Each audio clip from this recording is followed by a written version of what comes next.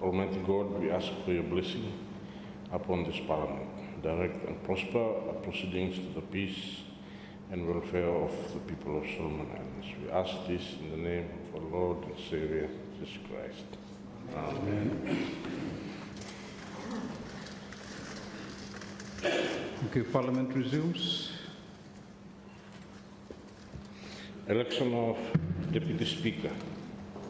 Honourable members, at the close of nominations at 4 p.m. on Sunday, 11th May 2025, the Office of the Clerk had received one nomination only for the position of the Deputy Speaker. The Member of Parliament for East Honiara constituency was nominated by the Member for Giso-Kolobanga constituency, who is also the Minister for Police, National Security and Correctional Services. I am satisfied that the Member of Parliament for East Honiara constituency is eligible to be elected as Deputy Speaker under Section 64 of the Constitution. I am also satisfied that the only nomination received met the requirements of paragraphs 2 and 3 of Order 5 of the Standing Orders of the National Parliament of Solomon Islands and is thus valid. Being the only candidate nominated for the office of the Deputy Speaker, the Member for East Honiara stands unopposed as the Deputy Speaker. Therefore, by virtue of paragraph 12 of Order 5 of the Standing Orders of the National Parliament of Solomon Islands, I am honoured to declare the Member for East Honiara as the Deputy Speaker.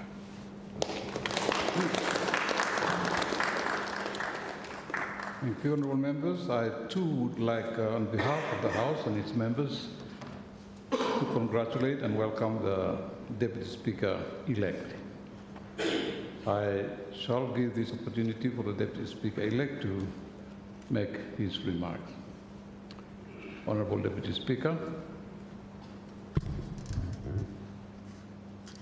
Thank you, Mr. Speaker, sir. I'm honoured and humbled of the announcement that was made now. I wish to extend my heartfelt gratitude to the Speaker, the Honourable Prime Minister, Honourable Cabinet members, the members of Parliament, of the 12th Parliament. Thank you very much for the trust, confidence that you placed in me by electing me as a Deputy Speaker of Parliament. This is a new duty, new responsibility, and I know him by heart. However, I'm ready to embrace the challenge ahead. And with your continued support and cooperation, I am confident that I can carry out this solemn responsibility with dedication, love, and commitment to serve you, Parliament members, and our people of Solomon Island in this honourable House. Once again, thank you very much.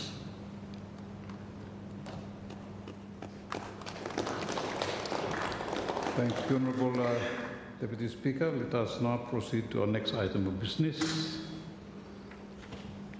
Asking and answering of questions.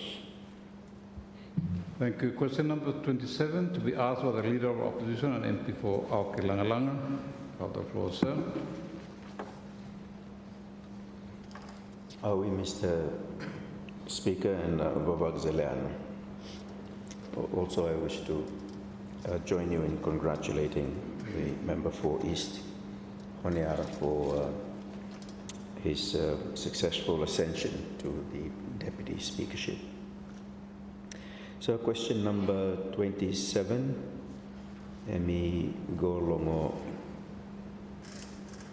Minister, Tuval Ministers, Blo MID and Blo Finance.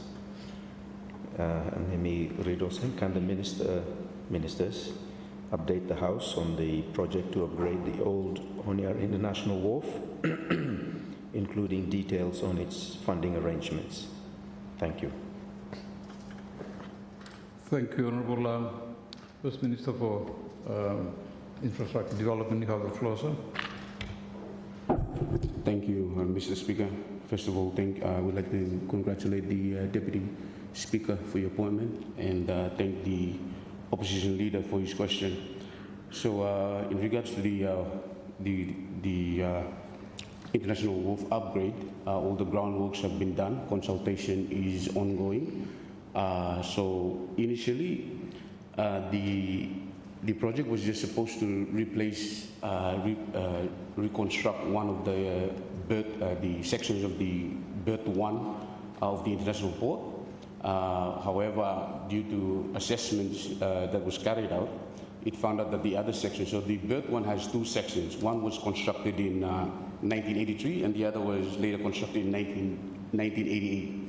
So the initial project was supposed to just redo in 1983 section and a little bit touch up now on 1988 section.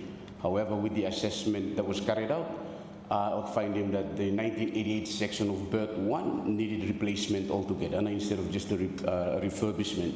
So basically now we have to, if I go back to design one, which is expected to complete by May and then finalizing it by July.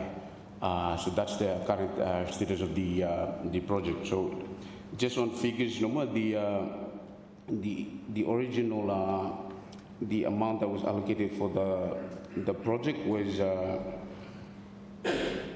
the 193 million. However, with these findings that we had, so by increasing project, go 380 million. So once design is finalized around July, we should start commencing construction. Thank you, Honourable Minister. Any supplementation from the Minister of Finance and Treasury?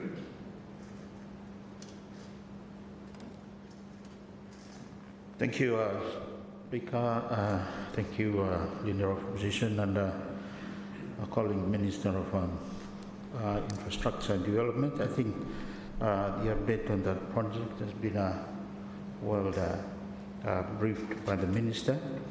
In terms of funding arrangements, usually with the loans from ADB, ME, 1%, 1.5%, we'll say now with the funding arrangements, and it comes with, of course, our grant component and also loan part of it.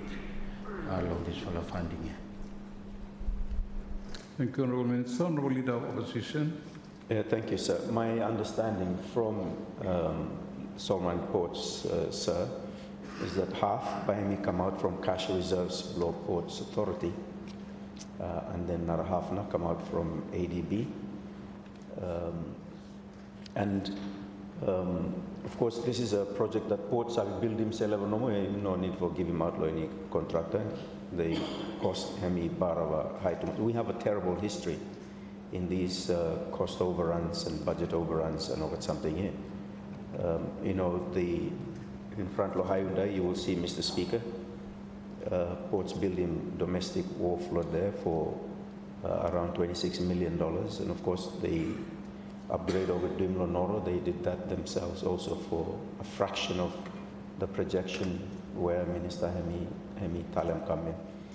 From the internal information from Ports, the projected overruns have over 700 million. So obviously we're not getting the full picture in terms of design implications or the cost implications of the redesign. But however, sir, so my question is, why are we seeking for this to be done by ADB and to be contracted out when Ports can do it within its cash resources? And if they need to borrow, they can borrow directly from ADB to do it. Thank you, sir. Thank you. Honourable Minister of Finance. Yeah, thank you, Mr. Speaker, and thank you, Leader of Opposition. Yeah, this project can come under LMCP program with the Asian Development Bank, and it is a program that has been negotiated and agreed on for a very long time. Consultation may be done with Ports Authority as well, and as well as Ministry of Finance and MID. And at that time, Port actually accept them together with the government to have this loan. And of course, by taken by the ministry, the government, and then on lend to Ports Authority.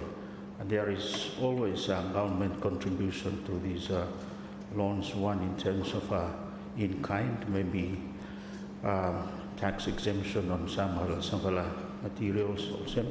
But of course, Port can put in any cash contribution towards that as well. In terms of cost overrun, we understand that because of delay and time drag along the project here, there is always a cost overrun on project as times move on, cost of things moves on, increase also. So there is opportunity as well. The government can, and together with the port, can talk with the Asian Development Bank on those aspects. Thank you, Honourable Minister. Honourable Leader of Opposition.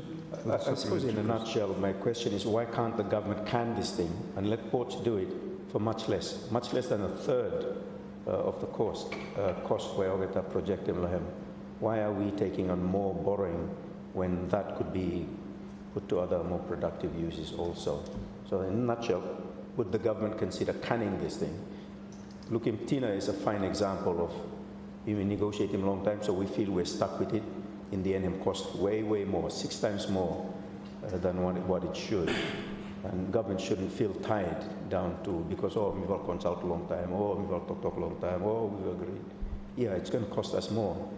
We're going to be borrowing more and paying more interest than over something or some, and budgetary resources are stretched. So the final answer, government can him, or him feel it's missed the boat that's sailed already. Thank you, Honourable Leader of Opposition. Honourable Minister, Finance. Thank you, Speaker, and thank you. It's cancelled the loan, you say? Oh, yes. Under the loan financing agreement with the Asian Development Bank, there is clause to deal with that as well, and we can explore that as well. But it depends on port. What now is a technical arm government for really look into this project and whether these cost overrun any costly for them and become more expensive than if what just spend on themselves. They can come to the government and ask for us to renegotiate or look at those cost overrun and how can we repackage the loan. That is open for us to negotiate with the Asian Development Bank. But at that time when Port accepted this project, what they have their capex plan as well, and what should be funded by their own resources and what should they borrow from external sources also. And at that time what they're looking at, they have commitment, for example, in domestic ports upgrading and other infrastructure blockade, and therefore having this one for loan as well. But those are things that have happened quite a number of years ago, and as a opposition in Taleb, it's something that we can port and the government can look at, and so that we review the costs and then repackage the law or something also. Thank you. Noted. Honourable MP for West Arare. Thank you, Speaker. Supplementary question, Law Minister of Finance. I heard that the ATP funding comprised of soft loan and grant. Point where Leader Hemi put him come if imi usim no more ports engineers by hemi less cost for imi cheaper. This will grant component here by hemi no sufficient for that for okatalo ports to it, because you mentioned in your response to the question that ATP loan and a soft loan and grant, meeting grant and then you negotiate for ultimate loan. Thank you, Mr. Speaker. Thank you, Honorable Minister of Finance and Treasury. Thank you, Speaker, and thank you, Member, for question. Me not quite get my question, sir, but whether we can just use the grant to finance that particular project. That's the crux of the question that seems to have. Him also me along get a loan arrangements or grant also. We all for any particular project also, whether I'm small or I'm big, there is always a loan and a grant allocation. At this point in time, we need to be updated on this. 50% loan, 50% grant also. Whether I'm small or big project also, I'm by 50-50 also. No. So we cannot use the grant for loan project. You may grant him no more also, no more. These two components must always go together. Thank you. No further supplementary question. Honorable Minister for Infrastructure Development. Yeah, just want to clarify in regards to the 700 million that the opposition leader raised there. That was just the initial projected amount that it was going to cost. So with the conceptual designs that we got, it's now estimated around 380 million. However, the accurate costing will come after the finalized detailed design, just for let them house aware in terms of costing. Thank you, Honorable Minister. Honorable Leader. Yeah, thank you. In fact, the initial costing, then Nogata go out for expressions of interest was around 240 million. And then, of course, 5 years later, now I'm 740 million. So I'm happy to hear that you follow go redesign more and bring him down to 300 million. But even 300 million may sound excessive. We have a problem. Especially with the World Bank ADB loans here, we have a problem of excessive procurement. It really is a big problem. And in part why you may end up a cash flow problem all the way, Mr. Speaker. And so anyway, I'm glad to hear that. My point, I suppose, remains that ports has both the technical engineering capacity to do it themselves, and they have a lot of money. They have a lot of cash, more than 300 million in cash reserves, and are able to do it. And if it is that important to them, they will allocate cash resources to be able to do it without putting the government for more borrowing or so. But anyway, with all good comments, Tangelo Tufala Minister. I look forward to a little bit more accurate information. Tufal Ministries, making me look in a little bit clearer picture of this one. Thank you, sir. Thank you. Next question, also under your name for under today's order paper, Honorable Leader. Excuse me. Thank you, sir. Next question, Lomigolo Minister Blo Environment. Okay. And Hemi read also, can the Minister update the House on efforts to A, clean up the 2019 MV Solomon Trader oil spill, and B, whether liable parties have paid for the disaster? Thank you. Thank you, Honorable Minister for Environment and Climate Change. You have the floor, sir. Thank you, Mr. Speaker. In regards to the first question, cleaning up update on the MV Solomon Trader oil spill. The oil spill, which happened in 2019, is one of the most severe environmental disasters happening in the country, Mr. Speaker. And from that incident, an assessment was done, and you may sabe that the incident result in the discharge of 3,000 tons of heavy oil, fuel oil into the Kangaba Bay. And this one causing quite an extensive damage to the marine ecosystem and also the communities surrounding that area around Kangaba Bay. The cleanup efforts, Mr. Speaker, just for the update of the House, in the aftermath of the spill, the Government of Australia and New Zealand and the Solomon Islands ought to collaborate for the cleanup operations. The Korean PNI, which is the ship owners insurer, ought to contract him now resolve salvage for spill response operations. An extensive 15 weeks of cleanup operation conducted from early May to 26th of July 2019. At the end of the cleanup operation, 2 Korean cleanup contractors, Seoul and Dongyang, took over the cleanup operation until the end point inspection stages. The Solomon Islands government, Mr. Speaker, and the contractor agreed on the cleaning termination points and recommendation for remaining cleanup. A second phase environmental damage assessment, Mr. Speaker, was proposed to assess the recovery of the polluted area around Kangaba Bay.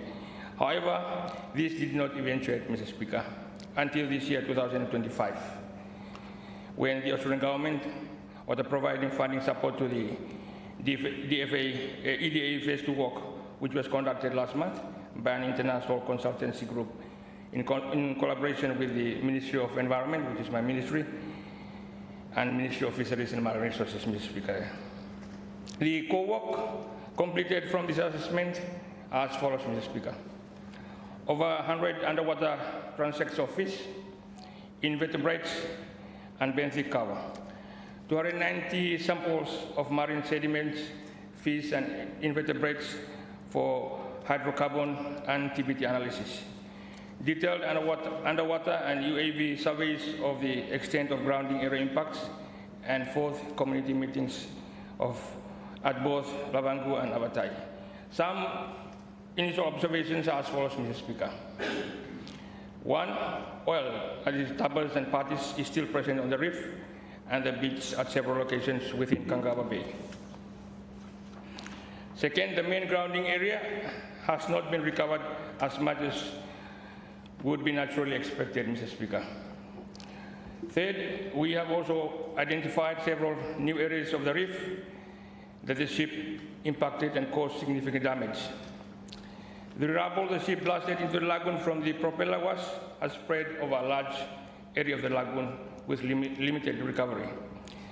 There was also a significant reduction in clam populations across many of the lagoon areas around Kangaba Bay.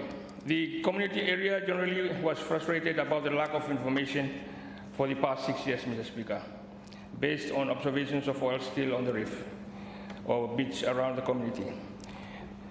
The recovery of the reefs, Mr. Speaker, within the grounding area could be supported with some active rehabilitation efforts. There was a strong support for this at the community meetings, although some members rightly asked where funds for such an initiative would come from. Finally, Mr. Speaker, on the positive side, the oil on the shoreline has largely weathered and only patchy areas still present. The ministry is still to receive the full environmental damage assessment phase 2 report. This report will enable the ministry to assist the ongoing legal proceedings of the compensation claims, Mr. Speaker. In regards to the compensation claims, and to answer the second question, I will ask the Attorney General to brief us on the second question. Thank you, Mr. Speaker. Thank you, Honourable Minister, Honourable Attorney General. Thank you, Mr. Speaker. With regards to the second question, a claim has been filed in the High Court for negligence and damages, and also second part of the claim in relation to the Banca Convention. The claim, first claimant is the Attorney General, and the second claimant is the landowners law, Renal Island. We have applied for substituted service law of the parties, which is the Korean KPNI and also BMC. And that matter, pleadings is still open, and we're still progressing with the claim. Thank you, Honourable Attorney General. Honourable Leader of Opposition. Thank you, sir. Sorry this matter has taken so long. It's 2019, this disaster happened, and we're now in 2025, and we're just getting all the information that you may needing for decision making, and then claiming let's go to court and look at kind something or something. It just takes too long, Mr. Speaker. Just in terms of compensation, or get the parties pay them a little bit first time come now, goodwill, or then we'll wait for case, or get like for deny him to liability block. Thank you, sir. Thank you, Honourable Attorney General. Thank you, Mr. Chairman. Thank you, Leader of the Official Opposition, for that question. Initially, one of the problems we had was we weren't party to the Banker Convention, and so processes had to be put in place for us to sign up to that convention. After that one, we sign up them, then a number of claims were sent to KPNI. However, nothing was forthcoming, so now why we file a claim to High Court for negligence. But so far, no payment has been made. I can mention to the House that the claim in the High Court is around $35 million US. Thank you, Honourable Attorney General. Honourable Leader of Opposition. Yeah, thank you. Apart from the accession to convention here, is there need for some legislative work, or you may tighten up this area? It seems perhaps our own domestic regulatory framework, no bar of anticipating how we deal with him kind of situation also. Thank you, sir. Thank you. Honourable Attorney General. Thank you, Mr. Chairman. Thank you, Leader, for that question. Yes, you are correct. Our laws, Environmental Act Birmingham from 1998, and there is work on progress now for a new environment bill, which by him try and cater for water emergencies and disasters and incidents also where Environment Act Birmingham 1998 no foreseen. So we are working on that with the ministry to tackle that, and hopefully you may look for this year for him come to House too. Thank you, Mr. Honourable Attorney General. Honourable Leader of Opposition. Yeah, thank you, sir. I do wish to thank the Honourable Minister and the Honourable Attorney General for responses.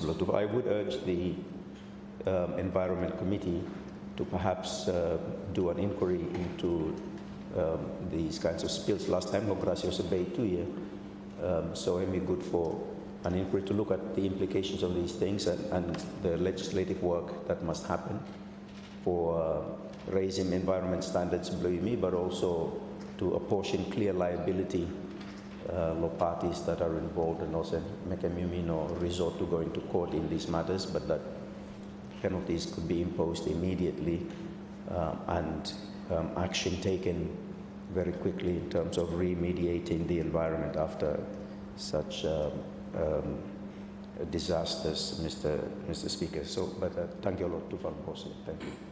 Thank you, Honourable Leader of Opposition, and let's move on to our next item of business. Statement of government business for the week ending Friday, 16th May 2025. Thank you, Honourable Prime Minister. Thank you. Thank you, Mr. Speaker. Statement of government business for the week ending Friday, 16th May 2025. Monday, 12th May 2025. Bills first reading. Special Economic Zone Bill 2024. National Building Standards Bill 2025. Motions by the Prime Minister. Motion to thank His Excellency the Governor General for delivering the speech from the throne. That an address to be presented to His Excellency the Governor General as follows.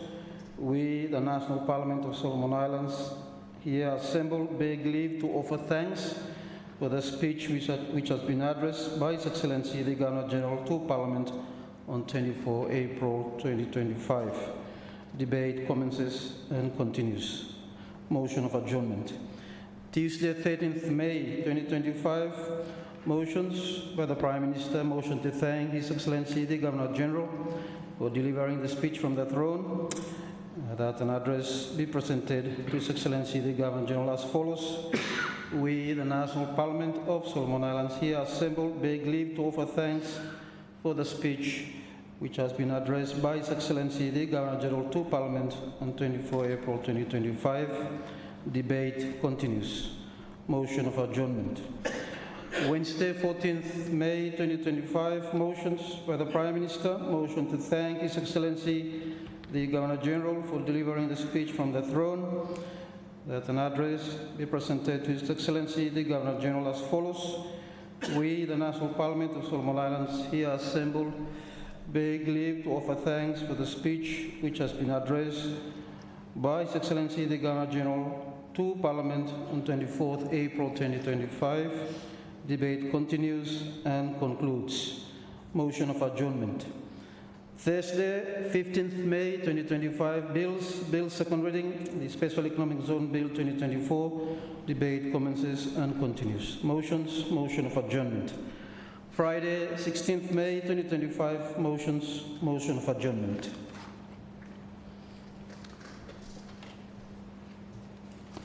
Bills, first reading, the Special Economic Zone Bill 2024 and the National Building Standards Bill 2025. Special Economic Zone Bill 2024 and the National Building Standards Bill 2025 are now deemed to be set down for second reading. Thank you. Let us move on to our next item of business. Motions. Motion to thank His Excellency, the Governor-General, for delivering the speech to the throne. Thank you, honourable members. Standing Order 7, paragraph 6 provides that the motion may be moved without notice to an address of thanks to the Governor-General for his speech. The Governor-General has delivered the speech on Thursday, 24th of April, 2025.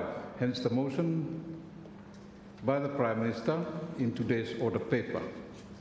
I now call on the Prime Minister to move the motion accordingly. Honourable Prime Minister. Thank you, Mr. Speaker. I move that an address be presented to His Excellency the Governor-General as follows.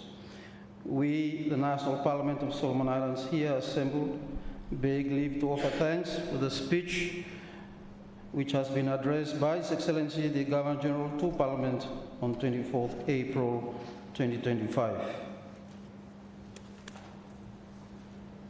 Thank you. Thank you, Mr. Speaker. Mr. Speaker, before I proceed to deliver remarks on the motion, let me join you to congratulate, and the Leader of Opposition to congratulate the Member of Parliament for East Honiara on his election as the Deputy Speaker of our National Parliament, and I wish him all the best as he assumes this important responsibility. Mr. Speaker, in terms of this motion, first of all, I wish to offer my sincere thanks to His Excellency the Governor-General and the representative of His Majesty King Charles III, Head of State of Solomon Islands, for delivering his address to Parliament on 24th April 2025. Sir, I also wish to thank the people of Solomon Islands for their calmness during the recent political situation. I am happy that the recent political impasse resolved itself without any major incident. It is extremely unfortunate that schools and some businesses were closed during that day for the motion of no confidence. I thank the Royal Solomon Police Force for their heightened operation during this period. It cost us money, but maintaining law and order is important, especially for residents of Honiara. Mr. Speaker, this government is not about business as usual. We are genuine in our efforts to unite and transform this country. The appropriation and increase of development budget funds to ministries in the productive and resource sectors in this year's budget shows that GNAT is not about business as usual. Say 2 weeks ago marks 12 months since GNAT government took the leadership reins of our beloved country. We were fully aware that unity and transformation are not easy targets, nor are there shortcuts to achieve them. But we believe that without them, this country runs the risk of sliding back in our development trajectory. We believe in unity, and this is reflected in the solidarity of this side of the House. Our unity is a tested one, and we are committed to it. So, Speaker, we are not just talking about our policies, we are implementing them. We all know that we have one of the highest electricity tariffs in the region. We did something about it. We dialogued with Solomon Power and stakeholders and agreed to a 25% reduction in tariffs over a few years starting this year. We know that economic transformation is critical and must be aided, and therefore we prioritize the Special Economic Zone Bill, which is before Parliament. I will elaborate more on some of these key achievements in my closing speech. So, Speaker, as part of this transformation, our competent authorities must be properly resourced. This is to ensure that we can access international markets for our products.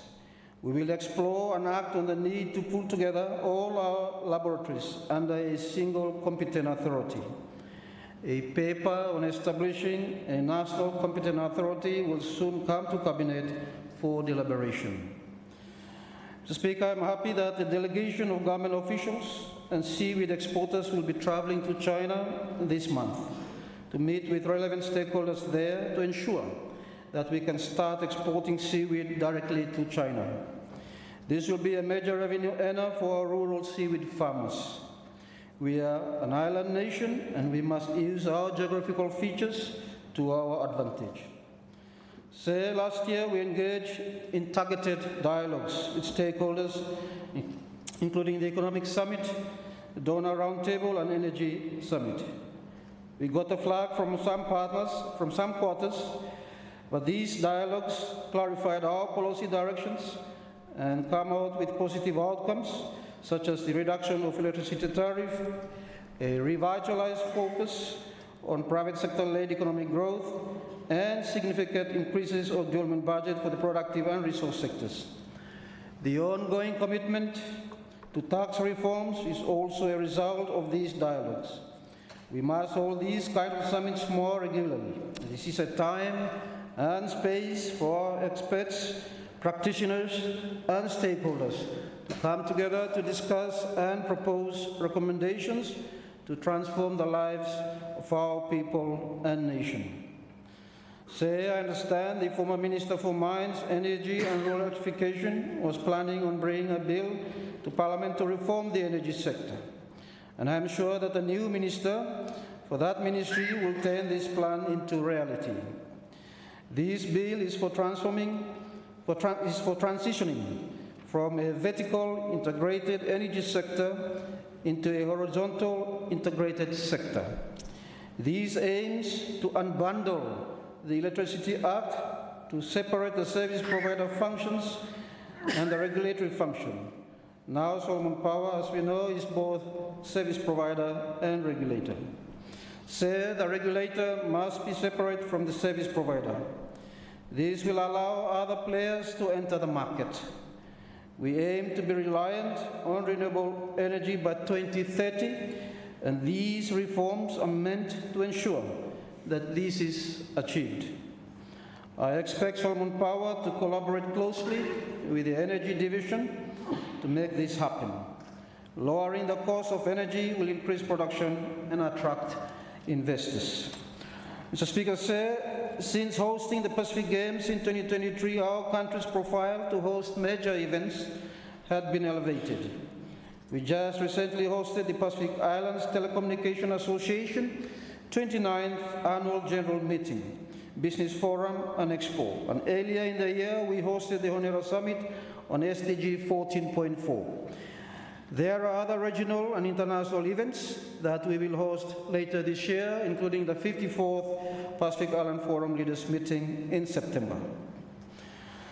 Mr. Speaker, the Electoral Commission is currently preparing for the 2 by-elections that will be held on the 4th of June 2025. At the close of nomination, 6 candidates were nominated to contest the West Gorokangal constituency seat, and 5 candidates were nominated to contest the Paripau ward, Gorokangal Provincial Assembly seat. The Electoral Commission is also embarking on policy initiatives to improve electoral services in terms of voter registrations, polling accessibility, and also financing mechanism to finance future elections. All electoral reforms should be brought to Parliament next year in 2026. Mr. Speaker, this government is serious about reforming the mining industry, and to that end, Cabinet has endorsed the Mineral Resources Bill. I understand that it was presented to Parliament. However, I did not see the Mineral Resource Bill as being put on notice in the business paper, which was sent from my office. There was no reason given. I can only assume that you may not be satisfied with the form of the bill as required by Standing Orders 43 and 44. If that is the case, then perhaps the clerk can inform the minister responsible under Standing Order 45.5 to cure the perceived defect. I also note that the Bills and Legislation Committee had also raised the requirement in Standing Order 43.7. The government hold a different opinion in that Standing Order 43.7 only applies to bills that seek Parliament's approval for expenditure of public funds, which are appropriation bills. Perhaps the Speaker can make a ruling on this so that government knows where it stands, because we have a lot of bills to bring to Parliament in this meeting, and an interpretation of Standing Order 43.7 as suggested by the Bills and Legislation Committee will hinder the government progressing its business in Parliament. I also note the requirement under Standing Order 44.4 and 48.4 in relation to the National Building Standards Bill. I thank your office for picking this up and informing us about it. We have acted on the advice of your office and have taken the necessary steps to ensure that the National Building Standards Bill satisfies the requirements under Standing Order 48.4. The Speaker, I have also received a letter from the Chairman of the House Committee regarding some proposed changes to the standing orders. It was requested that I get caucus to support the proposed changes. However, after going through the proposed changes, I'm not comfortable with it. A response setting out the reasons will soon be delivered to the Chairman of the House Committee. I will support a comprehensive review of the standing orders, but first the process of amending these standing orders may need to be established. There are ways of doing it, but I leave this to the House Committee to determine. Mr. Speaker, I wish to share some observation on the recent withdrawal of motions of no confidence. I fully support the individual right of each member of Parliament to move a motion of no confidence. But we must also consider the collective right of the House to respond to that motion as soon as it matures. The motion of no confidence is an integral part of representative democracy. It exists because it serves a fundamental purpose, which is to protect the democratic principle of majority rules. I think GNAD is the first government since independence to have 2 motions of no confidence put on notice against it within its first year in office and later withdrawn. We must balance the right to move a motion and protecting parliamentary process from being abused. Reforms must be made to the procedures for motion of no confidence. But more importantly, political stability must be intentionally aided because political stability is the necessary prerequisite for development. Reforms are needed, including the amendment of the Political Parties Integrity Act to strengthen our political party system. I will bring a paper to Cabinet to appoint a task force to do these reforms. I understand this reform is not new. It has been around for some time and was even brought to Parliament in 2010 but was withdrawn on the floor. It is time that we revisit these reforms. So, Speaker, sir, before resuming my seat, I wish to thank the ministers who have resigned for their services to our people and country over the past year as ministers of Cabinet. Please accept my gratitude for your service. On that note, I also wish to congratulate the Deputy Prime Minister and the new ministers on your appointment, and as GNAT coalition leader, I welcome members who have joined the coalition in recent days. Allow me to take this opportunity to pledge my loyalty to our country and people. They are the very reason why we stand here today. We are here to serve our people and our country. I look forward with so much optimism. This optimism is driven by our energetic, fresh and young leaders who have joined Cabinet and on this side of the House. I encourage all our new ministers and members to be the change we want to see in our country. This is the changing of the guards, the dawn of a new era. Let us move forward together as one people and one country. We only have 3 years to deliver on our policies. We must focus on delivering and forget about the petty politics that is all interested in power. Uniting and transforming our country must be our only priority. The Speaker said, with these few remarks, I will now give the opportunity for my ministers and others to deliver their speech in reply. With these few remarks, I beg to move. Thank you, Honourable Prime Minister. With that, let me now open the floor to members of Parliament who wish to contribute to the motion. Thank you. Let me give the opportunity to the Honourable Minister for Health and Medical Services. You have the floor. Thank you, Mr. Speaker, for giving me this opportunity as I will travel to Geneva for World Health Assembly meeting and as well as the World Health Board meeting. So I thank you for giving me the first one to speak. Mr. Speaker, before I update this Honourable House on behalf of my constituency and the Ministry, I wish to convey my sincerest acknowledgement to the Governor-General, His Excellency David Tivakapu, for his second delivery of the speech from the throne. Secondly, Mr. Speaker, I wish to congratulate the election of the Deputy Speaker, my good friend, MP for East Honiara. I also wish to thank him for his leadership as a chair for the Health Parliamentary Committee. I thank you for your leadership in that space, and I wish you well for your new leadership as a Deputy Speaker of this Honourable House. Thirdly, congratulations to the new Deputy Prime Minister, the Minister of Aviation. I wish you well in your leadership as you lead us in GNAT. Mr. Speaker, my first maiden speech that I delivered a year ago, I provided a brief overview of the health status in this country. And in that speech, I also briefly highlighted the current status of malaria and non-communicable diseases and further touched on essential medicines and supplies and health infrastructure and health workforce. Mr. Speaker, I will update this Honourable House in response to the speech from the throne, and I will briefly present some of the Ministry's efforts in responding to the policy priority of GNAT,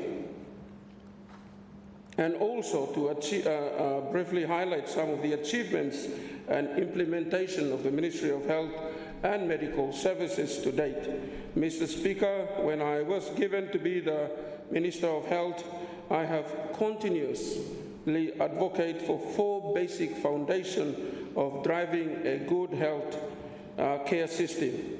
Mr. Speaker, we need to have a good health governance, improve health infrastructure, and a sustainable medical supplies. And also, we need to have willing and passionate health workforce, that they have the passion to save our health system, delivering healthcare services that our people need and deserve. Mr. Speaker, for medical supplies, as alluded by the Governor-General, for the first time after so many years, the Government of National Unity and Transformation has increased the 2025 budget for the national medical stores dramatically from the 41 million in 2024 to 125 million in 2025. Within the National Medical Stores budget, the subhead drugs and dressings has increased from 31 million in 2024 to 95 million in 2025. This is an increase of 67.2%, Mr. Speaker, in this year's budget for medicine and dressing subhead for the Ministry of Health and Medical Services in 2025.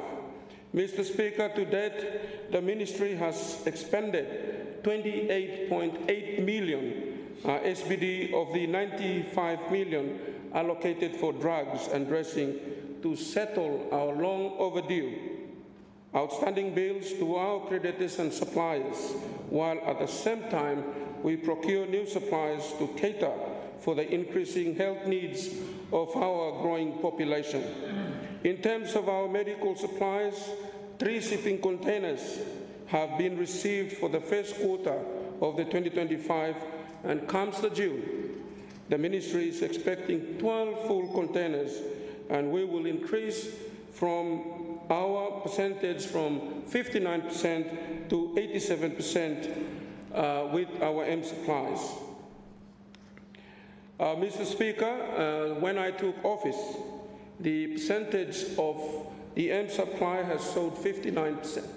Now we are increasing to 87%. In terms of our stock availability, I am happy to report that the availability of our critical items at the National Medical Stores has now moved, as I said earlier on, 59% when I took office in 2024 to 87% since the beginning of 2025. Mr. Speaker, in that period of June in 2024, when our percentage is 59%, the availability of our critical items is very low. And Mr. Speaker, our medical and clinical workers would realize that medicine availability at our health facility become an issue and always out of stock, affecting the lives of our people. And the good news, Mr. Speaker, we have gone past this. And as I speak, the percentage of medicine stockpile availability is increasing from the 59% to 87%, and hopefully it will go up to 90% June this year. Mr. Speaker, I'm also pleased to report that for the 2025 and 2026 annual drugs and dressing tender cycle, the National Medical Store has completed its quantification and clinical consultation exercise with the various heads of department and programs of my ministry, and therein will proceed with the tender on June 2025 and is set to start receiving the medical supplies by the last quarter of 2025. Mr. Speaker, for the health governance, in our efforts on ongoing legislative and policy changes for the delivery of health and medical supplies to ensure all individuals access quality healthcare services, the Ministry of Health has progressed its policy review of the Health Service Act of 1988. A series of consultations, total in 10, Mr. Speaker, have already been conducted, and the last round of consultation with our key line ministry, Ministry of Finance and Treasury, Ministry of Public Service, and Ministry of Provincial Governance, is scheduled to be conducted early next month.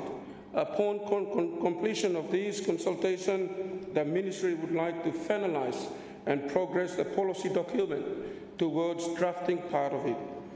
Mr. Speaker, the Ministry has also been heavily engaged with key partner ministries with a review of the Dangerous Drug Act, which is outdated. The first one, Mr. Speaker, was developed in 1941 and amended in 1978, has no significant updates since then. Thus, this poses a risk that the enforcement agencies need to rely on its overseas counterparts for its enforcement purposes.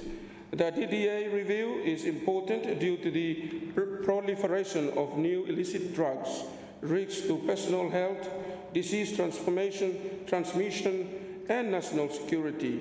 The Act also involves at least 2 ministries, therefore the need to review, implement, and enforcement from a governance perspective. Our legislative work that are in various stages of development that may before this Parliament are the review of the Pharmacy and Poisons Act, the National Council Act in policy review at this stage, Mr. Speaker, and the Medical and Dental Practitioners Act. Some of these laws may only need amendments, while some new complete laws that be needed. The review of the Principal Health Law, the review of the Health Service Act is paramount in the sense that it can provide an overarching legal framework for other health-related laws. Mr. Speaker, me must tell him that without a good governance, by me always garam or the issues of the health services blow you me. So you must threat them head to you, Mr. Speaker, before other parts of the body have me wakagu. So our Health Service Act is very important, and hopefully I will soon bring it to Cabinet and then come to Parliament. Mr. Speaker, in terms of health workforce, in regards to the Ministry's regular monitoring and strengthening of public health emergency civilians and responses, preparedness efforts, and to update responses capability, my ministry continues to enhance local capacity and capabilities, as this is critical in managing and controlling diseases outbreak. In 2019 and to date, the ministry has upskilled 15 health workforce to undergo epidemiology training program, with another 15 health staff trained and funded under the Pacific Community Postgraduate Certificate in the field of epidemiology through the Fiji National University, while at the same time, critical focus to improve on other 25 Sentinel civilian sites in the provinces. The Ministry of Health and Medical Services recognized the need for technical human resources to be engaged in the 10 provinces and in the process of creating positions for health civilians officers in all other provinces. Mr. Speaker, the Ministry has successfully conducted its first ever joint external evaluation in September 2024, beginning in experts from around the globe to assess the country's capacity to prevent, detect, and rapidly respond to public health risks. The report will soon be presented to Cabinet. Mr. Speaker, the Ministry's civilian capacity was called upon it provided immense support and contribution at the recent regional events that Solomon Islands had the privilege of hosting, and these include the 17th Pacific Games in November 2023 and the Ocean Honiara Summit in February 2025 and will be again engaged in September for the 54th Pacific Forum Leaders Meeting to ensure that the public health risks are prevented, detected, managed, and controlled. Mr. Speaker, as part of the Ministry's retention of our health workforce, the investment in training and retaining health care professionals, improving the overall quality of care, and work towards creating a more equitable and efficient healthcare system for all is a key policy of the Government of National Unity and Transformation. This is critical as the capacity of health system to deliver health services and meet the changing demands of our care strongly depends on the availability of a workforce. No health workforce, no health system. Therefore, in our efforts to address our health workforce needs, while at the same time addressing our challenges, the Ministry of Health has completed the development of its health workforce strategy 2025-31, with a substantial contribution from our partners and stakeholders, including the provinces. The final phase is for further technical review through a second opinion from an external reviewer to ensure that that strategy is both achievable and implementable with respect to the recommendation set forth in the strategy. Mr. Speaker, the Ministry has invested in training for health staff with a significant increase of 2.5 million in 2024 to 5 million in 2025. This has enabled the Ministry to accommodate and process more applicants from provincial health divisions, national programs and medical departments, and health support services. Training budget is focused on long-term training through in-service and short-term trainings, both local and international, on technical areas.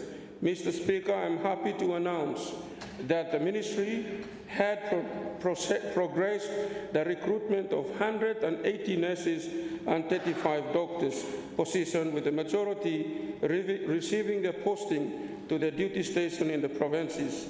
And also, Mr. Speaker, me also meet with them head of departments, law NRHs, me follow remove him now ward Kasho, as the good opposition leader has recommended in our last debate. We have put what they call fixed term contract.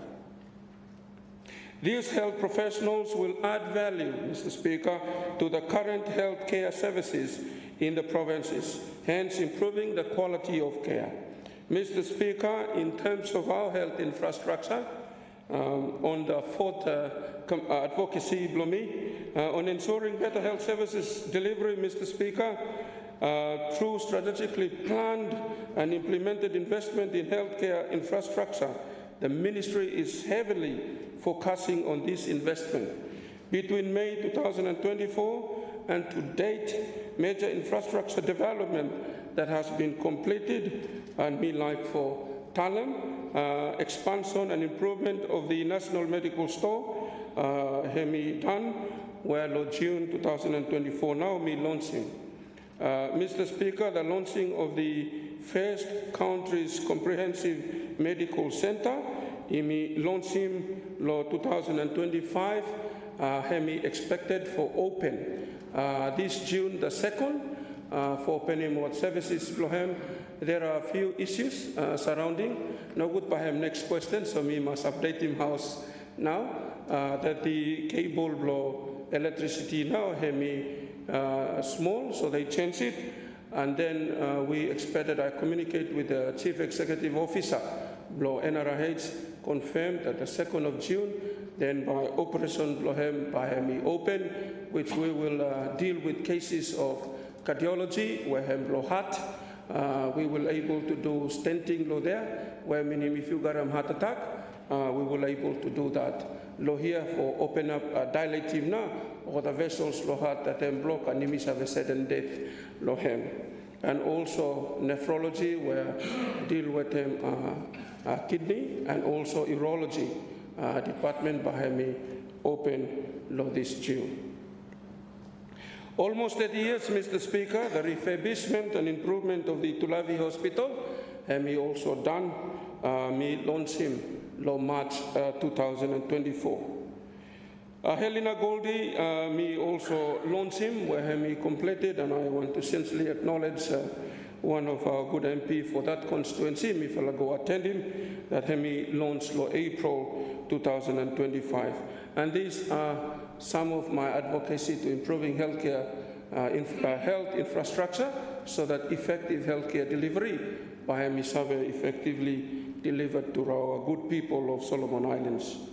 Mr. Speaker, civil works is progressing for the Naha Uben Bathing Facility and the Kilufi Hospital improvement. Both these works are scheduled, and we anticipating for launching these two health facilities in 2026. Mr. Speaker, the Ministry have invested and conducted major infrastructure projects in selecting provincial centres over the past 2 years through funding from the development budget, Ministry of Health and Medical Services, where we are focused for improving and constructing over the area health centres and rural area health centres across country, and me also like for updating this Honourable House and with a good colleague, Member of Parliament. One is the construction of Conida Area Health Centre, Level 1 Lo Isabel, Waka Hemi 90% now completed, or the final Waka Nomo Hem stop, and me expected for launching this year as well. Second one, Tukutaunga Area Health Centre, Lo Tikopia, construction Blohem, Hemi 98% complete now, and only waiting over the supplies and installment blow the machines, blow Waka, then we should launch him as well. Construction of Manuopo Area Health Centre, Level 1 Lo Refinance, Hemi now equipment Hemi ready, they are already in country, and then Bangal Putungolo Area Health Centre, and Hemi should also launch this year. Fourth one, Mr. Speaker, construction blow area, Wagina Area Health Centre, Level 1 in Wagina, Treasury Province, Hemi already 90% complete. Work Hemi reaching final stage. Staff houses have completed. Only what the minor works have done, and then Bami should also launch him this year. Construction of Dede Rural Health Centre in Isabel Province, Hemi 95% complete, and currently installation of solar and genset Nomo Hemi stop, and Imi should launch him this year as well. Construction of Gonatai Rural Health Centre, Hemi 90% complete as well. Current work, Hemi also for final fittings and solar installation, and then Hemi should launch him this year. Construction Leona Rural Health Centre, Lo Vela Navela, Hemi 85% complete. Work Hemi currently ongoing, and final fittings and painting and should be finished Lo April this year, and Hemi anticipating for launch as well. A renovation of Sulufola Rural Health Centre, Lomalaita Province, 100% complete now. Currently awaiting variation for solar installation and fencing, and then IMI should also launch him this year. Construction of Gorobau Rural Health Centre, Hemi now tendered, Hemi done, award Hemi also done, and Hemi anticipated for starting work this year.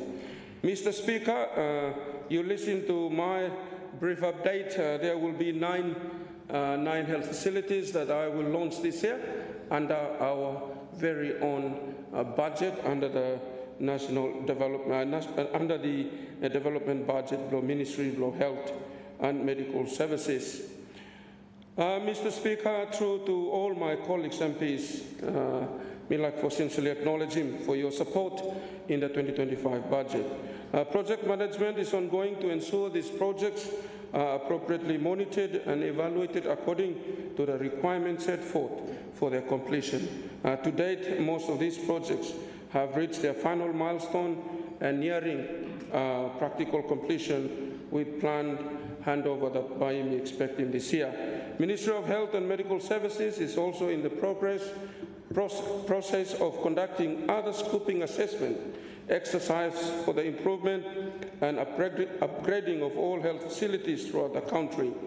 The assessment will inform budget provisions for funding support under the development budget for 2026 and onward. So, Mr. Speaker, me ask him if 2026 budget come, me like to ask him Chairman, Blow PAC, for approval now of the increased budget, Blow development budget for improving all the health infrastructures across the country. This exercise will greatly enhance and support the development of an infrastructure roadmap for Ministry of Health and Medical Services in accordance with the National Health Strategy Plan 2022-31. Ministry has also seen the renovation of Kukum Area Health Center Level 1 ongoing, and Mr. Speaker, I'm finished now, and I'm ready for handover upon my return from the World Health Assembly meeting. Me like for taking this opportunity to sincerely acknowledge DFAT for their funding. Additionally, a recently signed health partnership agreement between Australia and Solomon Islands will also see investment for the improvement of health infrastructure in the provinces through its Provincial Health Facilities Fund. So in fact, 10 million now is set aside for this activity. Ministry of Health and Medical Services has embarked on a strategic way forward in ensuring health services are made accessible and available to the rural population by strengthening and developing health facility improvement in primary health care. Ultimately, delivering an impact rests on the strength of local health system, including the strength of the health workforce and the health infrastructure.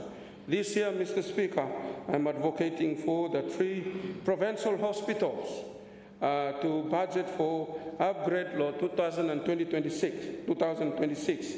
They are Lata in Tamotu province, Kirakira in Makira, Kirakira Hospital in Makira Ula province, and Bola Hospital in Isabel province.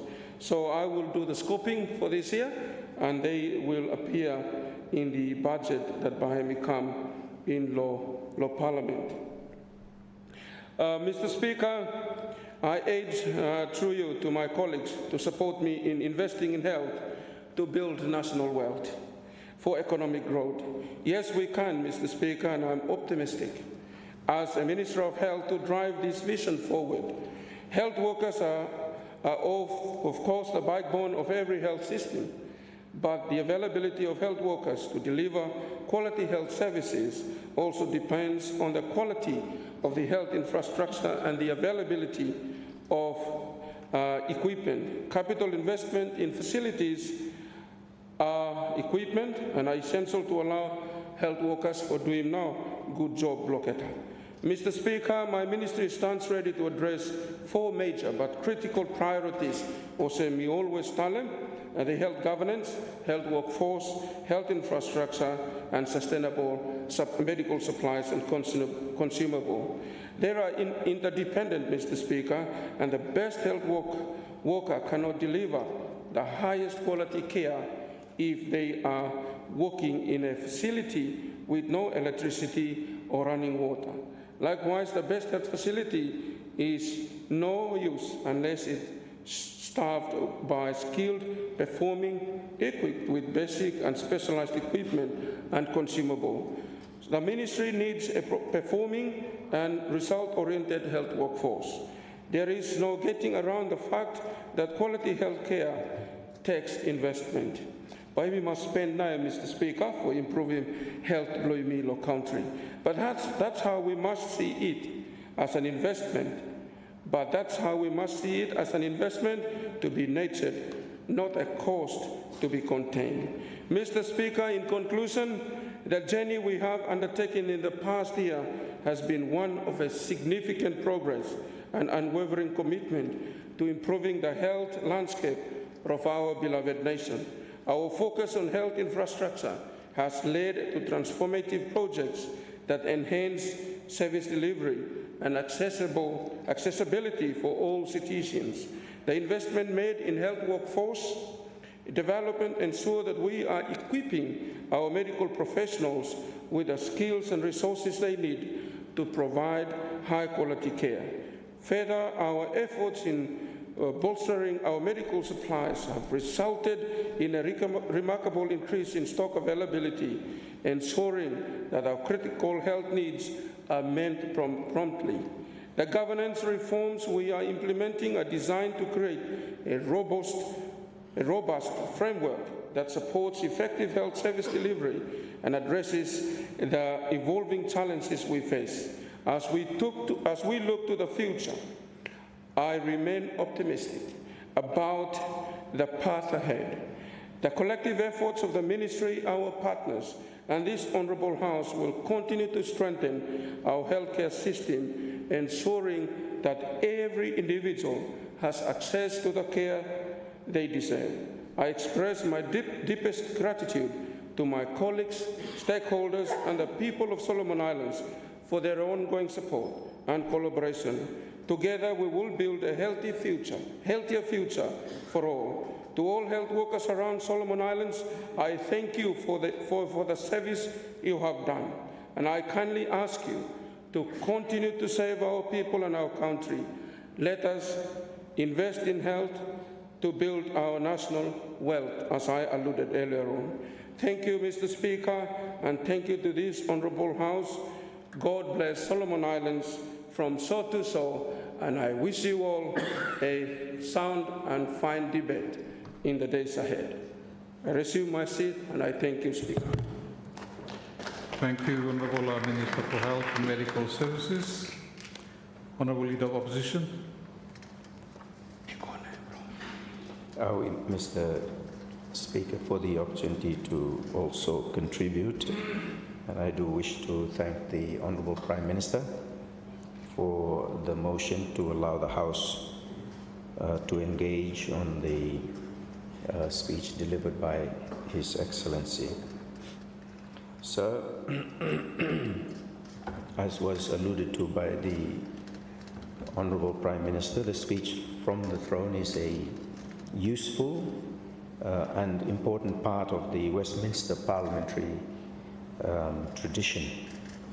His Excellency, the Governor-General, as representative of His Majesty, head of the executive, outlines the government's legislative agenda. It sets the tone for the year ahead and informs Parliament and the people of the executive government's focus and priorities. In most others of His Majesty's realms, Mr. Speaker, this is usually done at the beginning of each session, and a session generally lasts a year. Here in Solomon, sir, we have not paid much attention to sessions of Parliament. In fact, our sessions by default has lasted an entire term of Parliament.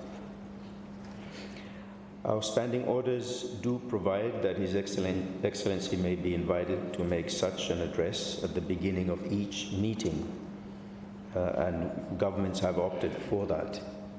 Over the recent few years, a meeting of Parliament has lasted a year through the use of special adjournments.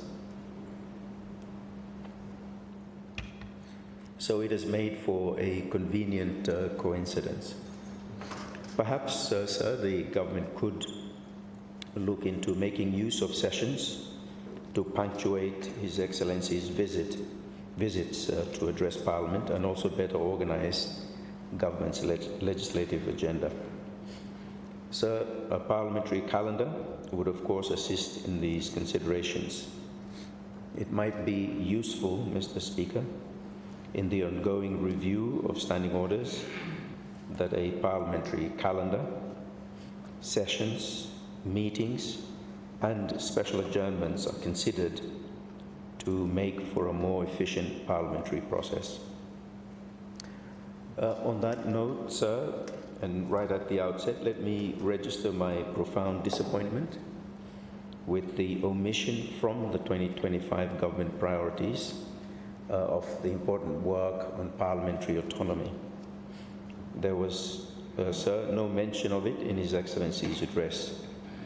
As you will recall, Mr. Speaker, there was much discussion of this important reform agenda in the last House and also in the last year, the first year of this House, to ensure that we can progress it forward.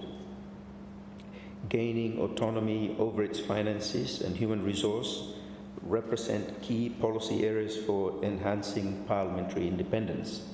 But of course, there is much more also to be included in the autonomy legislation for Parliament. This, Mr. Speaker, discussion is much the same for the National Judiciary. Both are sadly omitted from the 2025 government priorities. So the first question I ask is, when are these going to be given the importance they deserve? I would, sir, like to hear a response to that question from the Honourable Prime Minister when he winds up debate on this matter. Sir, at last year's speech from the throne, government laid out its 2024 plan, punctuated by the 100-day policy program. Government presented 2024 as a year to kickstart economic transformation. Consequently, sir, expectations were raised across the country. As it is the government's duty to announce policies and equally to deliver results, so too, Mr. Speaker, it is Parliament's solemn oversight responsibility to measure those promises against performance. As the highest forum of accountability, Parliament must not merely observe, but also scrutinize, hold to account, and speak plainly when expectations have not been met. And I know some of the deliverables or delivery outcomes the Prime Minister and the Minister of Health have already alluded to, and I will touch on some of them a little later on. Therefore, sir, although it's only been a year since its formation, an honest assessment of government's performance so far is necessary. Sir, 3 critical questions must be asked. What did the government promise? Did the government deliver? And did these actions trigger, or at the very least, lay the necessary foundations for good, lasting change? It is in this spirit, Mr. Speaker, that I offer my reply to His Excellency's address. Sir, last year, government, through His Excellency, announced 177 policy promises in its 100-day plan. Government framed its 100-day plan on 4 pillars: national unity, good governance, economic recovery, and human capital development. It pledged to, and I quote, provide a set of strategic actions for addressing key issues facing our community, make a positive impact on the lives of everyone across the country, and set a solid foundation for long-term policy implementation, end quote. These, Mr. Speaker, were noble aspirations indeed. They are nice-sounding words, and words are important, Mr. Speaker. Words must not be said merely for the sake of them. Government must be sincere in what it says. Sir, an initial observation that seems self-evident is that a 100 days policy for a new government ought to focus on just a few critical, low-hanging, deliverable policy outcomes that demonstrate the government's reform agenda and priorities.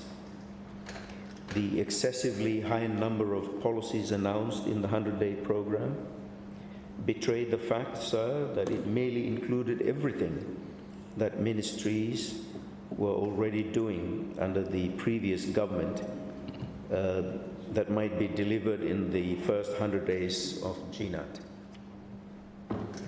It did not, Mr. Speaker, provide a sense of GNAT's reform agenda and priorities.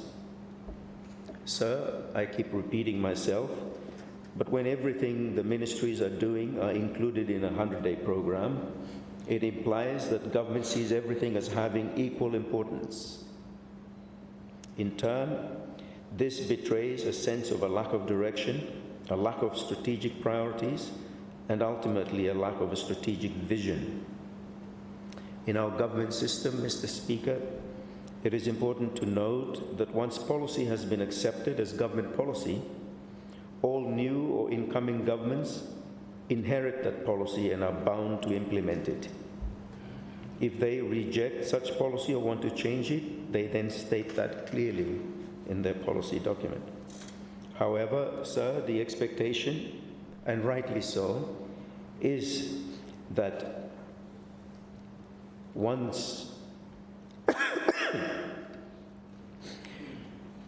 incoming governments implement policy inherited from previous governments. Therefore, such inherited policies need not feature in the incoming government's policy document. This, sir, does not mean a rejection of it, simply a recognition that it is already accepted government policy. About 99%, sir, of what was in the GNAT 100-day program falls in this category. They were inherited from DCGA. This makes the 100-day program, Mr. Speaker, bereft of any new ideas or a strategic vision. So on paper, the distribution of policy outcomes in the 100-day program appear balanced and in accordance with GNAT's overall goal of economic transformation. Of its 177 policy lines, 37% were on governance, seeking to repair chronic legislative gaps that block economic progress. 36% pursued economic targets, 17% targeted investments in human capital development through health, education, and skills. The remaining 10% addressed national unity. Although the distribution of policy emphasis in the 100-day program may give the appearance of balance, Mr. Speaker, what is even more important is delivery and outcomes. And so reports from ministers over these next few days is going to be important to paint a clear picture of that.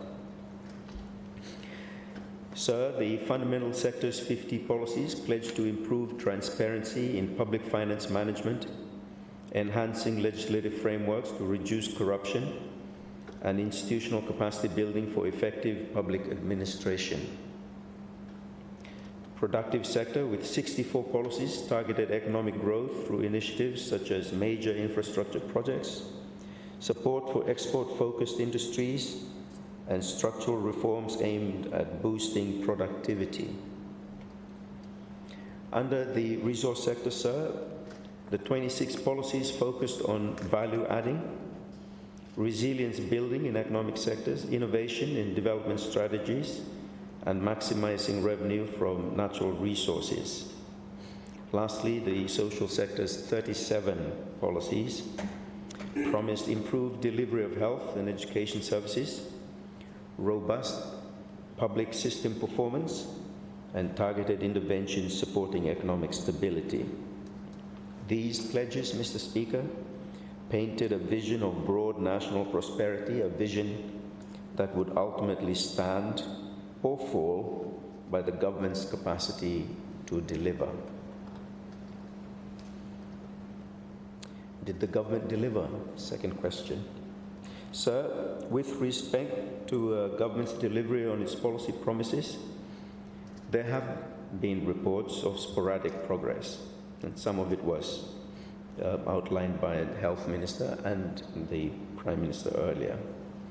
Ministries within the fundamental sector have noted some implementation of the 100-day policy program. Likewise, ministries across the social, resource, and productive sectors, notably in agriculture and fisheries, where inroads have been made in supporting farming, have also highlighted accomplishments in their senior speeches last year, and of course also in His Excellency's 2025 address recently. However, sir, while progress has been claimed, the overall performance of government still falls far short of the expectations raised. Sir, much of what is presented as achievement is merely past or already ongoing work plans re-advertised as achievements. Worse, Mr. Speaker, the majority of government policy promises remain undelivered, unfinished, and unfelt by the people they were meant to serve. And it is to these that I shall now turn, Mr. Speaker. Sir, on finance, most of the policies under the government's 100-day plan remain unfulfilled. At the heart of government's public financial management, persistent cash flow problems and leakages continue to undermine stability and the credibility of government's budget implementation. Despite clear commitments under the 100-day policy to strengthen public finance management, these issues worsened throughout 2024. The measures currently employed, such as stricter monitoring of payroll and procurement, while useful, sir, do not address the root causes. They simply delay or deny expenditure. Consequently, Mr. Speaker, ministries have been starved of operational funds, affecting their delivery of services, and critical projects have been delayed or abandoned. Mr. Speaker, the inability to control leakages and stabilize cash flow fundamentally undermines any claim to economic transformation. Government policy cannot be implemented if it is not in the budget. And in our situation, even if policy has been included in the budget, there is still no guarantee that it will be implemented. The tail that wags the dog, sir, is the persistent precarious cash flows problem that has rendered Treasury a hub for the rationing of scarce cash resources.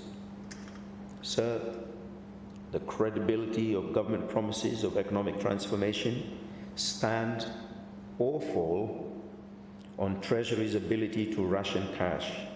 In other words, there is a disconnect.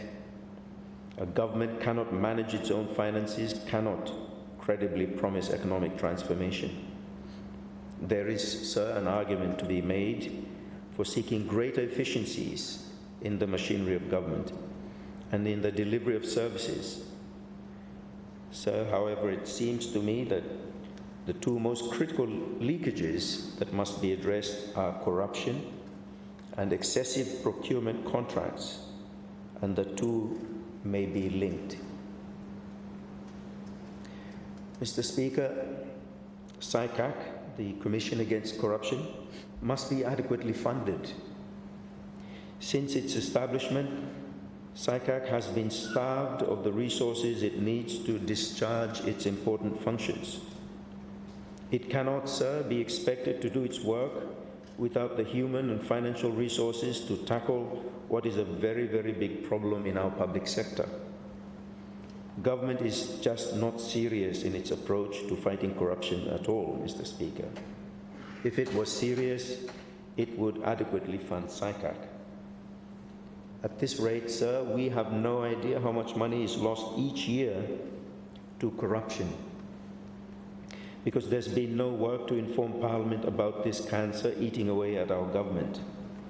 And why are we in this situation of not knowing, Mr. Speaker? Because government tolerates corruption. Government has not taken a zero-tolerance approach to fighting corruption. Sir, I am not interested in finger-pointing on this matter. I'm merely stating a fact. I just want to see government adequately fund SICAC so it can do its work.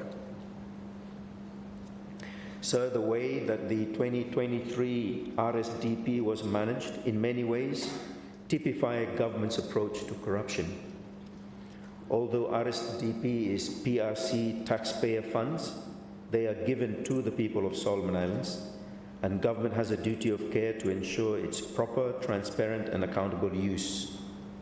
Instead, Mr. Speaker, government has allowed a few individuals to use it as they see fit. of course, as long as it benefits key persons in government.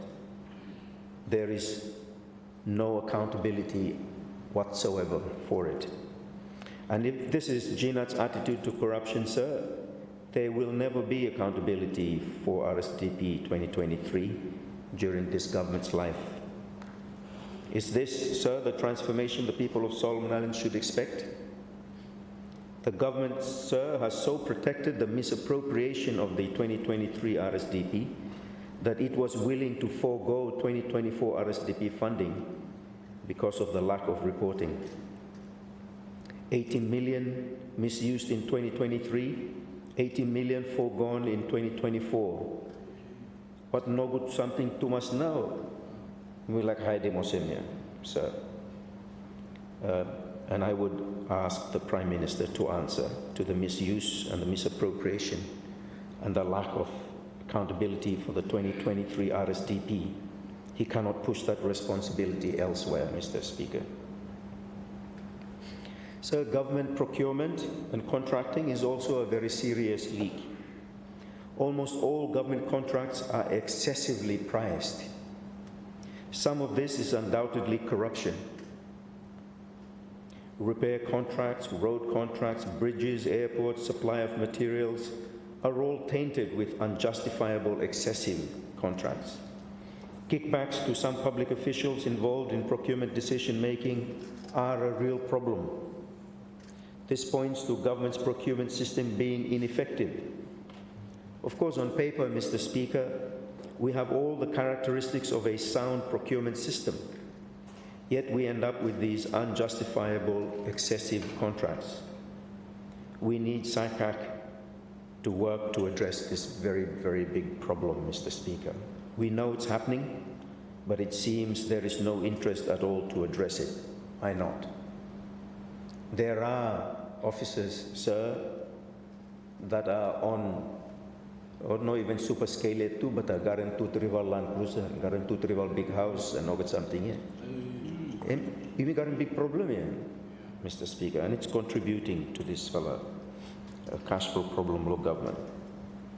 Of course, sir, not all excessive contracts are due to corruption.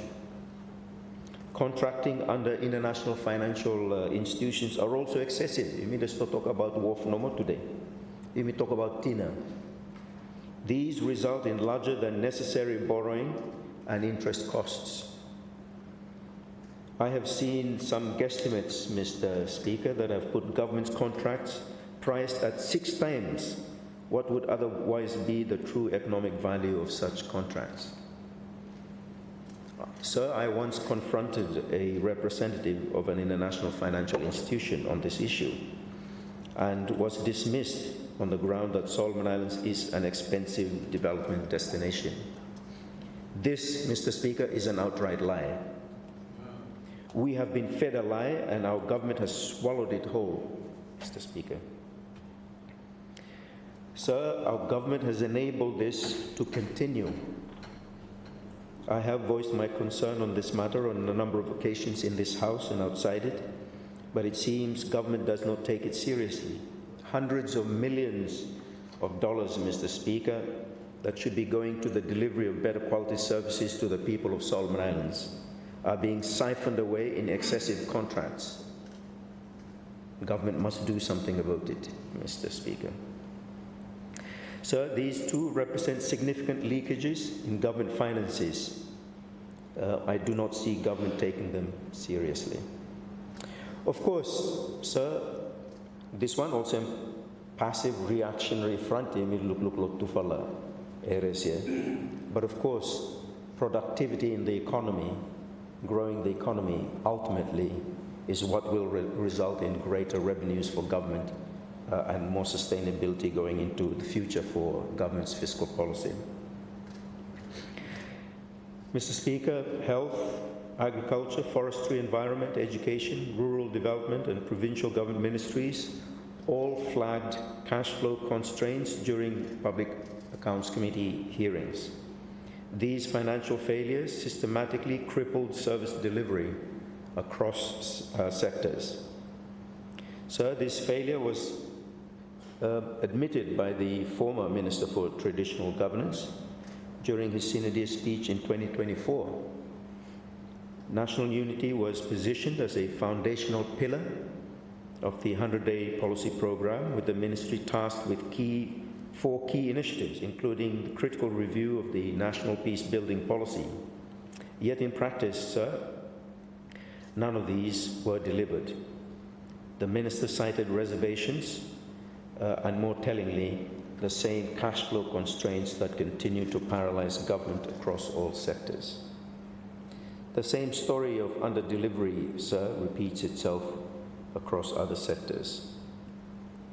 In the social sector, sir, many of government's promises remain undelivered. Legislative reforms to the Health Services Act, where Minister touched on today, Nursing Council Act, and Pharmacy Poisons Act, Aoke incomplete yet. Yeah, I'm happy to hear that Emmy was scheduled for work go ahead more this year. The promised new public health bill, Emmy is still pending. Despite the improvements where Minister cited today to the national medical stores, stock shortages of essential medicines continue. Them say you may go from 59 to 87% of stock levels, and we still have a 13% deficit in stock levels. And sir, of course, the availability look at Mercenil or rural clinics and health facilities below you hemi no improve yet. Even at the provincial hospitals, Mr. Speaker. I recently visited Gizo Hospital and Helena Goldie Lumumba for confirming this one.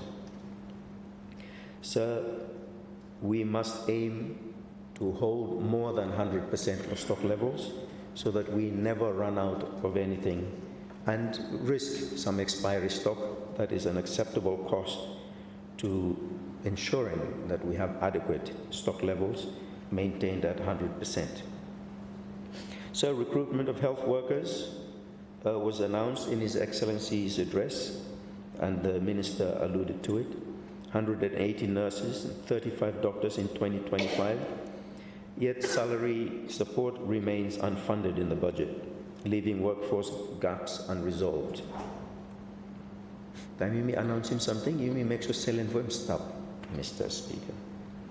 It is also noted, sir, that a significant portion of this year's drugs budget, also Minister Hemi admitting, Hemi go for clear arrears blow last year. And this one Hemi problem of decision making inside the health ministry. Decisions are not being made efficiently. Decisions that should take a day to make is taking more than a few months to make. And so him pile up, and we've got arrears there. So time we increasing budget blow drugs and dressings. Budget blow last year, half low. So we're no ahead, Mr. Speaker. This one must fixed, and then probably more at the administrative level, but the minister must put on foot blow him. So, as such, there have been improvements, I grant. However, drug shortages, insufficient hospital beds, emergency overflow, people still lay down the floor yet, and an increasing backlog of medical cases still define our public health landscape. I note the infrastructure improvements and launching where Minister had talked about, those are great. We must have more of those, but more must be done. More is expected, rightly so, and more must be done in the health sector, sir. Similarly, in education, Mr. Speaker, the new teacher salary structure, though finalized, remains unimplemented. Postponed come for this month of May, but I'm not sure by still go ahead or by move more. The reviewed school education grant policy has not translated into tangible support for schools.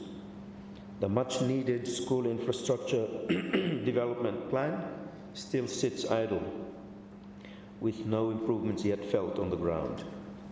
The tertiary loan scheme announced by His Excellency again in 2025 to widen access to higher education remains non-operational.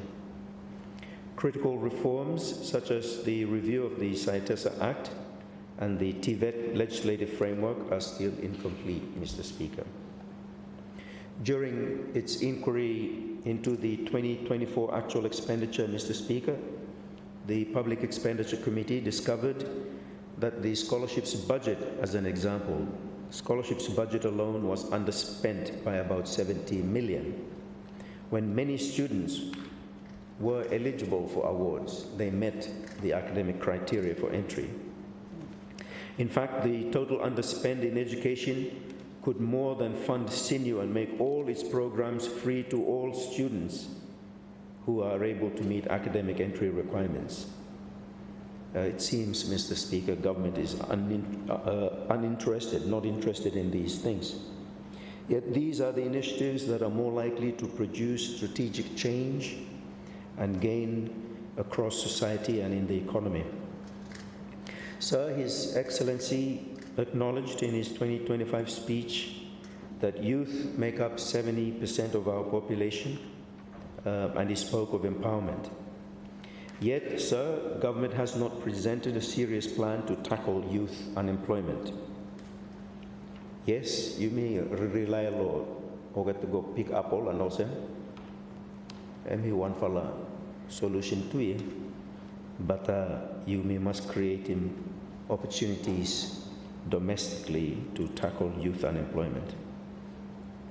No targeted job creation strategy, no clear investment in youth enterprises, and no practical pathways from education to employment have been delivered. Promises of inclusion mean little if an entire generation is left without opportunity, Mr. Speaker. On the resources and productive front, sir, while budgets increased and discussions began, the Ministry of Agriculture's core projects and infrastructure promised under the 100-day policy program remain incomplete. The ministry, sir, is still stuck in reviews, consultations, feasibility studies, and early stage planning. These, sir, cannot be 100-day achievements for an important sector. In tourism, Mr. Speaker, policies were announced, but little tangible progress has been made. The 100-day policy promises of strengthening community-based tourism, empowering youth entrepreneurs, and advancing cultural preservation remain largely unfulfilled. The Solomon Holiday campaign was launched, but visitor numbers have not improved. Key policy and legislative reforms are delayed, and the promised 5-year tourism roadmap remains incomplete, Mr. Speaker. Critical infrastructure investments, including hotels, resorts, and upgraded transport links, were announced. And of course, nobody expects these to materialize in 100 days, but there is an expectation that there are significant progress made towards commencing them. Despite increased international marketing efforts, sir, real growth in the tourism sector remains elusive. The rebranding exercise and the marketing of Solomon Islands as a tourist destination has been a terrible failure, Mr. Speaker. The mark of success, Mr. Speaker, in this sector is tourist arrival numbers. And that tells an undeniable story. Sir, when something hasn't worked for many years and we keep repeating it, it makes a mockery of us. Without serious targeted investment and focused delivery, sir, tourism will remain an untapped promise, not the pillar of national growth we want it to be. In the forestry sector, Mr. Speaker, government's 100-day policy promises remain largely unmet also. The review and reform of the Forest Resources and Timber Utilization Act is still incomplete, with no clarity on whether it will be a full repeal or an amendment. Enforcement of the 8% mill timber quota remains weak, undermining efforts to create local jobs and value add. Monitoring and compliance across log ponds, a key 100-day action, is crippled by underfunding and manpower shortages, allowing revenue leakages to persist. Plans to promote downstream processing and launch sustainable carbon trading initiatives have stalled. In a sector that should be a pillar of wealth, government negligence and mismanagement of our forest resources has left only stumps where forests and opportunity should stand. There is, Mr. Speaker, nothing that gives hope in an industry that should be a natural strength in our economy. Government's approach in forestry, sir, seems to me to be one of merely managing a diminishing industry to allow it a soft landing. Sir, there are opportunities in forestry, but government seems uninterested in them. In the mining sector, Mr. Speaker, government's 100-day policy promises remain also largely unfulfilled. No progress has been made to separate administrative and regulatory powers, although I hear from what Prime Minister Hemi said to it, that's now imminent. I will look forward to that further legislative work. This, as it is, leaves the sector vulnerable to ongoing unchecked ministerial control. So although, sir, although a mining cadastral system was introduced, the system can be bypassed and enforcement mechanisms remain weak. Promised reforms to outdated mining laws and stronger environmental protections are yet to materialize. Revenue transparency and benefit sharing with resource owners remain distant goals, Mr. Speaker. I look forward to the Mineral Resources Bill to see how these matters are being tackled. Sir, despite bold claims of transformation in this sector, the reality is that governance weaknesses persist. Reforms too slow, and the promised new era for sustainable mining is yet to truly begin. And all the while, Mr. Speaker, minerals are being exported from our country, probably to the loss of the government and the loss of resource owners. Sir, given the government's 100-day policy commitments across ministries include legislative reforms, allow me to turn to government's legislative program for 2024. In 2024, with bills where His Excellency announced him, Hemi Mineral Resources Bill 2024, that's now in your office, Mr. Speaker. National Building Standard Bill 2024, that's also now on notice. And Special Economic Zone Bill 2024, that has just been, the inquiry has just been completed, and reporting Secretary still for completing yet. So those three were announced Law 2024. And the others, Law 2024, that were announced by His Excellency was Citizenship by Investment Bill 2024. We've had no update on this one, so perhaps the Minister would like to update the House. And then the Micro, Small, Medium Enterprises Bill 2024, announced too. Let's hear some update, Law Minister. The Value Added Tax Bill 2024 was also announced. Let's hope to hear an update, Law Minister.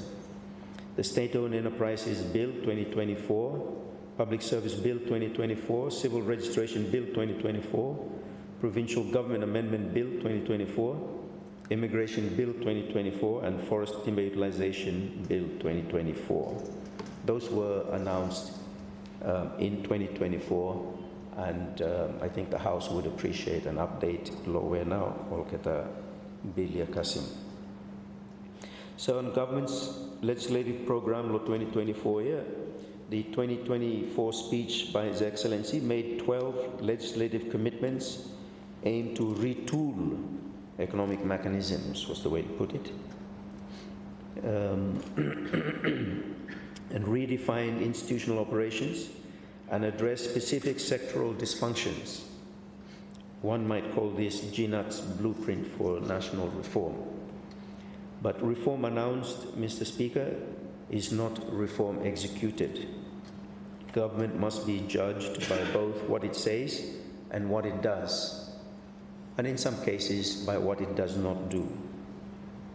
In 2024, sir, none of the bills announced in the legislative program were passed in the year 2024 itself. 3 of the 12 bills received progress updates in Parliament during the motion of sine die. These 3 bills, of course, now sit in Parliament, also me talem first time, and the compliance issues raised by the Honourable Prime Minister, I think, are pertinent, and I think a ruling from yourself, Mr. Speaker, on compliance with those orders, 43 and 44, by Hemi help him government to be more efficient and to know what to look forward to before Orketa submitting bills come law office blue, so that we are not being held in abeyance, and Bills Committee is able to proceed a little bit more efficiently also on bills as they are placed on notice. Sir, the remaining 9 bills that were announced in 2024, you mean no sabe anything law get yet. There are no clear timelines or implementation plans outlined at the close of Parliament last year, and there's nothing in His Excellency's 2025 speech on those as well. Of the 9 remaining bills, sir, 8 are not new proposals. The citizenship by investment was first announced in 2020 speech from the throne, with a commitment to present it to Parliament, to Cabinet. The MSME bill, sir, was also flagged for tabling in Parliament in the final quarter of 2020. The VAT bill was announced for introduction in 2023. The Public Service Bill was promised for Parliament by the second quarter of 2020 and then again in 2022. The Provincial Government Amendment Bill was initially expected in 2020, then rescheduled for 2022. Then fall down, you know where I'm going now. The Immigration Bill, sir, was reported to have undergone review as early as 2020. The Forest and Timber Utilization Bill, sir, was scheduled for introduction in 2021, deferred to 2022, and then pushed again to 2023. Sir, it is clear government must do better. If His Excellency had looked at previous addresses by his predecessors, he might have raised doubts as to whether government's announcements match work on the ground to deliver.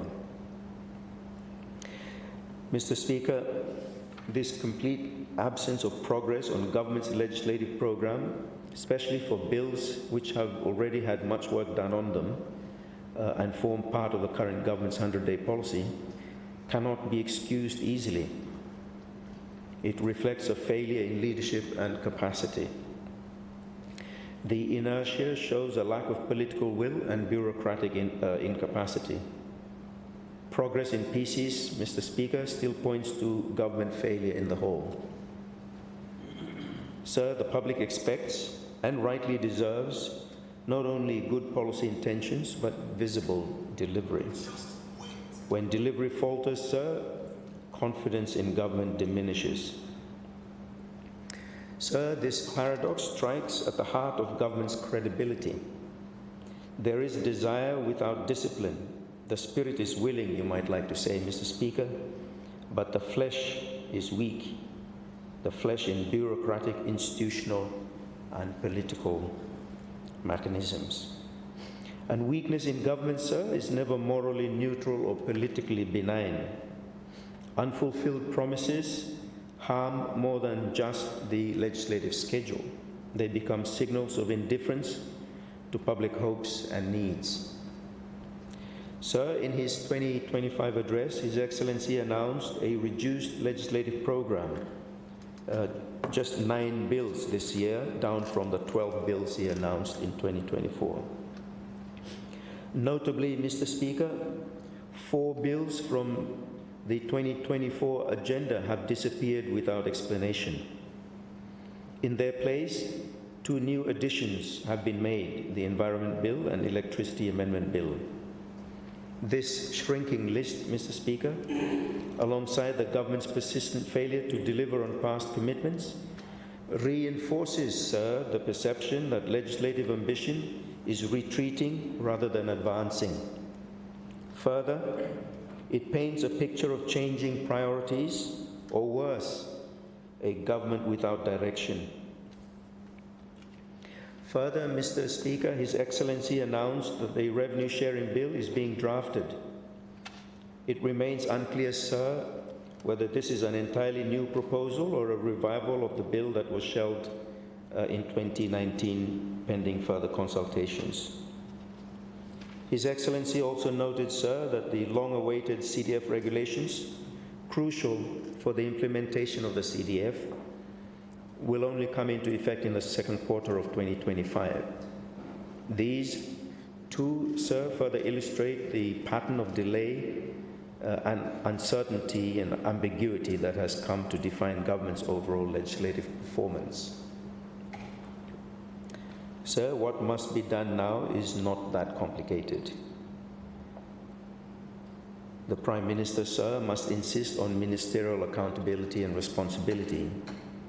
Each minister must report on bills with measurable updates.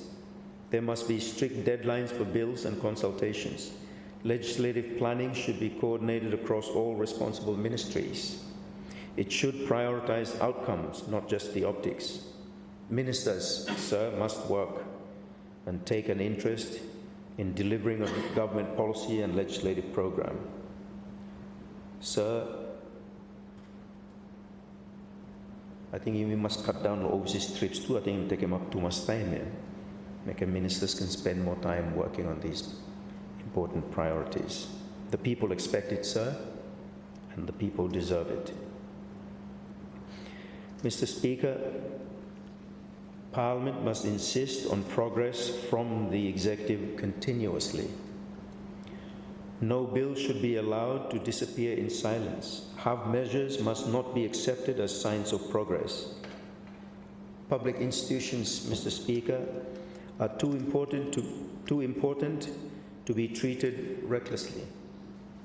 Parliament, and more importantly, government, bears a responsibility to build a culture where accountability is always unavoidable.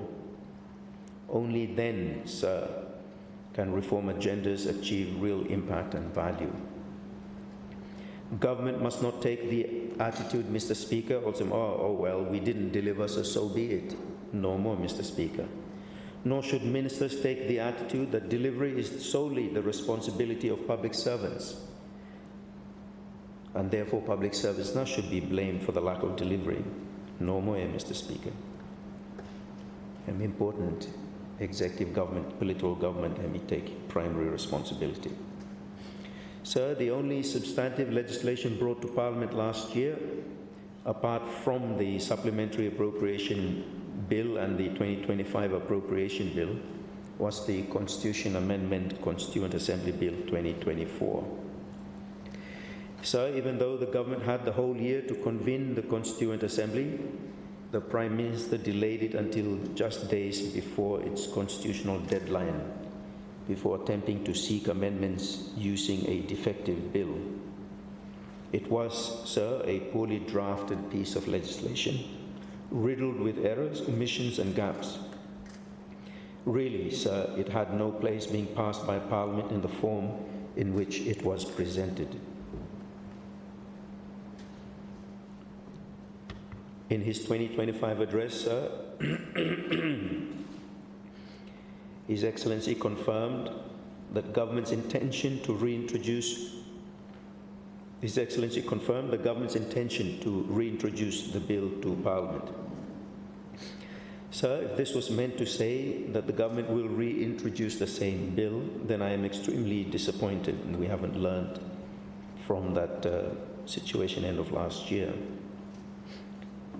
As I urged the government last year, sir, this matter ought to be addressed early in this new year, and our position on this matter is clear. We will not support the same legislative process that made a mockery of the Constitution. What we do support has been stated plainly and publicly. First, government must come with a bill to repeal the Constitution Amendment Constituent Assembly Act 2023. Second, it must bring forward a new separate constitution amendment bill that empowers Parliament to enact appropriate legislation to establish and govern a constituent assembly. Such legislation would then grant regulation-making powers to the Prime Minister to ensure the smooth functioning of the Constituent Assembly. This, sir, is in line with our long-held legislative scheme and makes a lot of sense. I urge the government, sir, to take this suggestion on board. This is a constitutional matter of national significance. It must not be treated as it was in 2024. Sir, the process must be lawful, inclusive, and worthy of the constitutional import it carries. Anything less smacks of a mockery of our constitution and process to determine the draft federal constitution. I offer, Mr. Speaker, to sit with the Prime Minister to agree a pathway forward on this matter before the government proposes legislation on it. I must make it clear, Mr. Speaker, that the opposition supports the need to bring the draft federal constitution to a final determination. However, how we do that is equally important. The third question, sir, how these actions trigger, or at the very least, lay the necessary foundations for lasting change. Mr. Speaker, while government can point to some deliverable outcomes, and we congratulate the government for those, the cumulative weight of under-delivery across sectors cannot be lightly dismissed. The real test is whether government's efforts have laid any true foundation for lasting change. And it is to this final and crucial question that I now turn.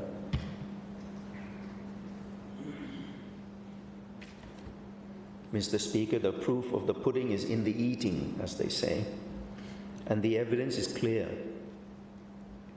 Government's promises of transformation, driven by its 100-day plan and reflected in the 2024 speech by His Excellency and now the 2025 speech more. But those prior ones, hemi meeting also hem no barawa, matching now the test of real-world delivery.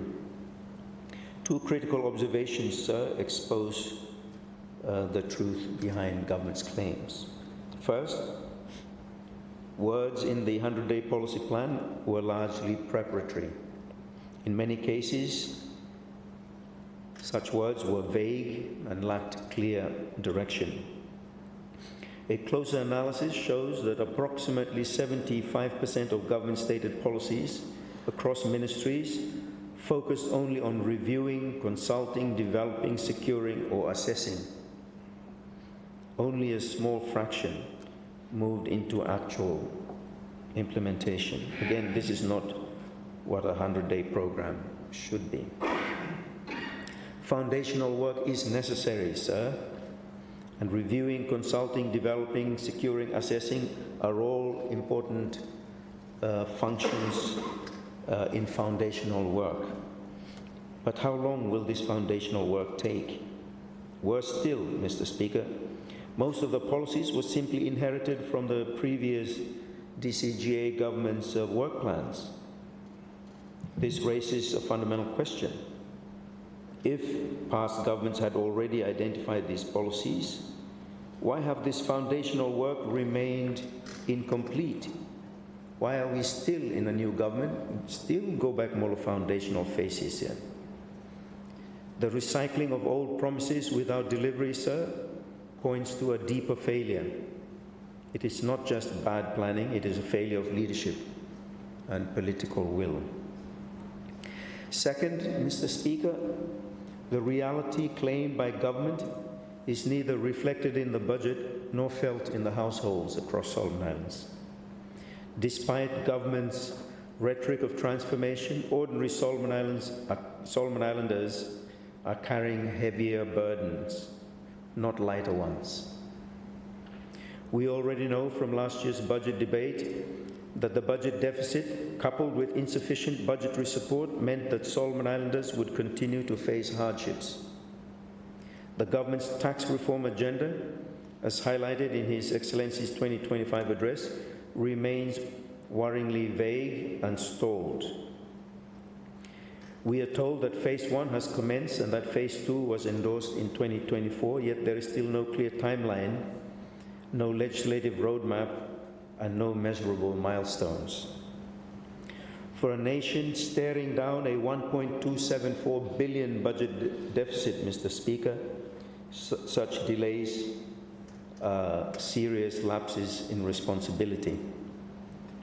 A government that speaks of transformation cannot afford hesitation with fiscal fairness, investor confidence, and the delivery of essential services all hang in the balance, sir. By December of 2024, sir, headline inflation had risen to 4.6%. Core inflation fell to 1.9%. Yet the overall cost of living remained painfully high for Solomon Islanders, Mr. Speaker.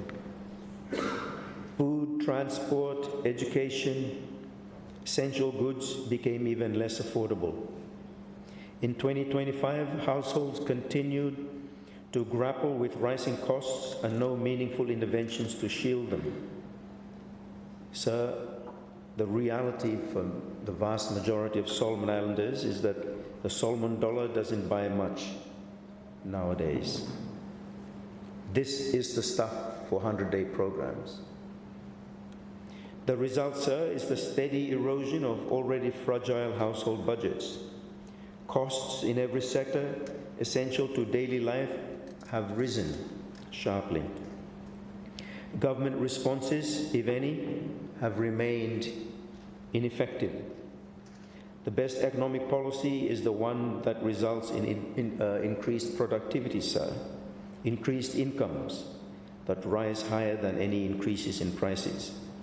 This, sir, sadly, has not been the case in Solomon Islands for a very long time, and from government's announced plans, it won't happen in 2025 either.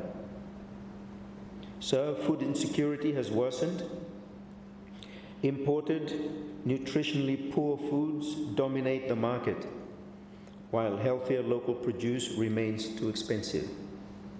There is no national strategy to stabilize food prices or rebuild local supply chains. Malnutrition and NCD continue to rise as a result. Electricity prices, Mr. Speaker, remain crippling. Even with recent tariff changes under mention by His Excellency in his 2025 speech of further reform in the energy sector, Solomon Islanders still pay among the highest power rates in the world. I appreciate the announcement by the Prime Minister that there will be a 25%, or at least government's been negotiating with Solomon Power for a 25% reduction. When that happens, Mr. Speaker, we still are the most expensive in the world after 25% discount. And of course, small gains are quickly wiped out by any increases in fuel costs. Sir, there's been no strategy, none that has been announced, to shield consumers from global fuel shocks. And yet it is doable, we can do it. And families are left to absorb the full impact of high electricity costs themselves. In his 2025 address, Mr. Speaker, His Excellency reaffirmed the government's commitment to rural electrification and the creation of an energy regulator. Yet no bill has been brought before the House, and rural communities remain without access to basic electricity. Sir, until such promises are translated into legislative action and delivery, we lack the evidence of transformation. Sir, transportation costs have also risen sharply. In a scattered island nation like ours, transport is essential. Families needing to travel for education, health, or business continue to struggle without support. The lack of commitment in His Excellency's 2025 address suggests that this burden is not seen as important by the government. Communication costs, Mr. Speaker, remain high. In his address, His Excellency highlighted the completion of 63 new broadband towers and upcoming reforms to the Telecommunications Act. Yet internet access remains unaffordable for most Solomon Islanders. Investments built on loans using towers that are soon to be outdated technology risk becoming long-term burdens that widen rather than close the digital divide. Sir, the housing crisis is deepening. Young indigenous Solomon Islanders are priced out of the urban housing market. There is just no way for young professionals to afford property in urban centers. Budget efforts focus on structural reforms and long-term planning, but offer no immediate relief. Overcrowded, substandard living conditions are worsening across Honiara and other urban centers. Land reform and boundary mapping, as referenced by His Excellency in his 2025 address, is important for economic development, but these initiatives alone, sir, do not constitute a comprehensive housing policy for our young. Mr. Speaker, it ought to be government mainstream policy to encourage, facilitate young Solomon Islanders owning their own homes, Mr. Speaker. Very important to us. Sir, if government is serious about transformation, it must confront the growing strain on urban housing. At present, there is no roadmap to reduce cost pressures, facilitate home ownership, or unlock financing for ordinary Solomon Islanders. Government cannot, sir, continue treating housing as a secondary issue or a peripheral issue, while families are pushed further to the margins. In Honiara, as we know, sir, people face limited choices. You rent overcrowded or substandard accommodation. You go build lot settlement lobian, build where no meeting standards, or you remain trapped in your parents' houses. These are not good policy outcomes in this matter, Mr. Speaker, and they are in the realm of policy, public policy, sir. So transformation must produce outcomes that are visible, felt, and lived by our people. Until housing becomes a mainstream pillar of government's development vision, this crisis, sir, will only deepen. So these issues are not isolated. They intersect and compound each other every single day. A family paying too much for food cannot afford electricity. A worker unable to afford transport cannot access a better job. A small entrepreneur without affordable internet cannot innovate. A family burdened by rent cannot save for healthcare or education. This, Mr. Speaker, is the lived reality. It really is a cost of living disaster, Mr. Speaker. It is a direct reflection of the quality of government policy and performance. Unfortunately, sir, this hardship is already the permanent reality for many Solomon Islanders today. I had hoped, Mr. Speaker, that government would make cost of living its driving policy focus. If government had its eyes focused on the people, it would see the daily struggles and hardships they endure, and it would then be motivated and energized to respond to lift the burdens of high cost of living. As it is, Mr. Speaker, there is an absence of government policy to tackle the high cost of living.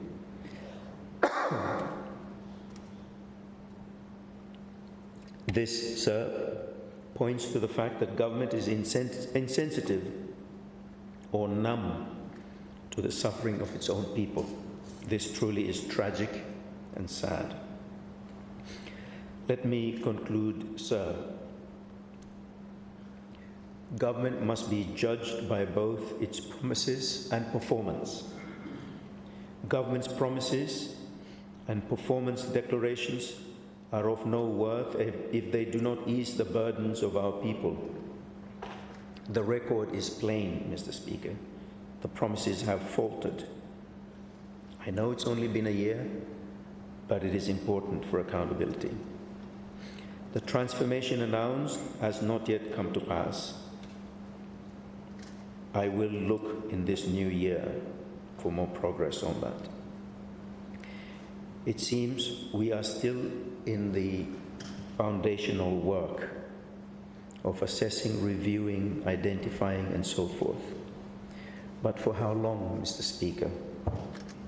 Parliament cannot stand idle before such failure. It must call for discipline and action in the executive government. Real change, Mr. Speaker, requires political will. And if government will not summon that will, sir, then Parliament must summon it for them. Our people do not ask for miracles, but they do ask for honesty, competence, for leadership that delivers. This, sir, is no time for a laid-back posture in our comfort zones. It is the time for candor. If we are to honor the trust placed in us, we must speak without fear, scrutinize without favor, and demand without apology the better government that the beautiful and lovely people of these islands so desperately deserve. Thank you, Mr. Speaker. Thank you, Honourable Leader of Opposition. And with that, let me suspend Parliament. We will resume at 2 o'clock this afternoon.